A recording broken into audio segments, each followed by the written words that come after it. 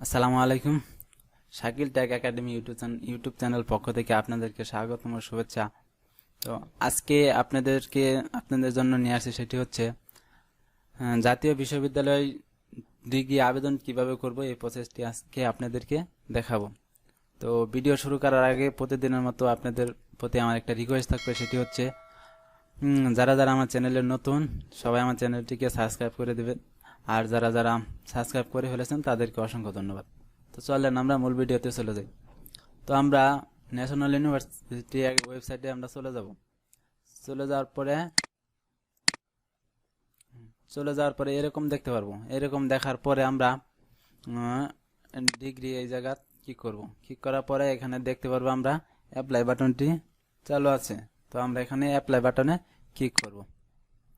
তো আমি এই লিঙ্কটা ভিডিও ডেসক্রিপশনে দিয়ে দিব, আপনারা চাইলে ওইখান থেকে দেখতে পারবেন, সমস্যা নেই। তো তারপরে আমরা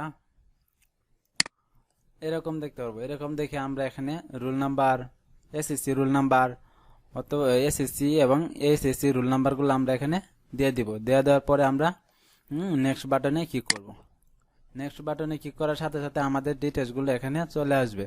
তো আমরা সবকিছু সুন্দরভাবে দেখে নিব যাতে এগুলো ভুল না হয়। তারপরে যে দেখতে পারবো এখানে আমাদের নাম, পিতার নাম, মাতার নাম শো করবে এবং জন্ম তারিখ শো করবে। তারপরে আবার আমরা নেক্সট বাটনে ক্লিক করব। নেক্সট বাটনে ক্লিক করার সাথে সাথে আমাদের ড্যাশবোর্ডটা এরকম এসে পড়বে। এরকম আসার পরে আমরা এখানে ডিভিশনটা সিলেক্ট করব, যে আমরা কোন ডিভিশনে পরীক্ষা দিয়েছি সেই ডিভিশনটা সিলেক্ট করে দেব। এটা ঢাকা।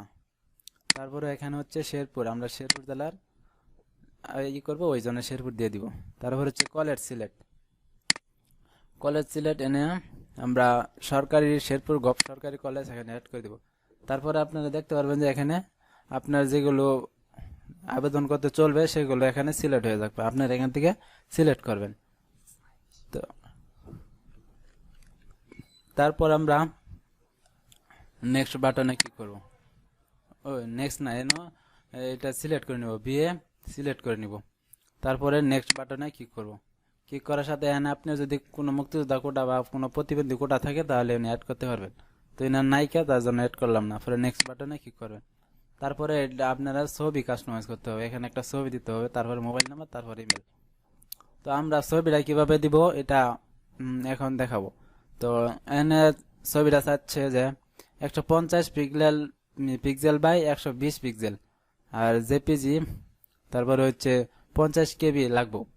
তো আমরা এটা কিভাবে করব এই প্রসেসটা আমি চলে যাচ্ছি। সেটা হচ্ছে আমরা এটা সাইজটা কিভাবে করব, মানে ছবির সাইজটা কিভাবে করব এই বিষয়ে কথা হবে। সেটি হচ্ছে তারপর আমরা ফটোশপে যাব। ফটোশপে যাই ইমেজে কি করব, ইমেজে কি করার সাথে যে ইমেজ সাইজে কি করব। তারপরে প্রথম দিয়ে দেব 150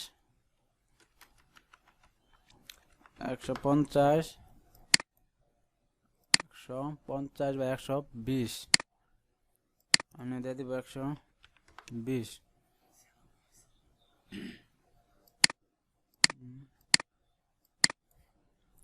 150 বাই 120। আমরা এটা সেভ করব।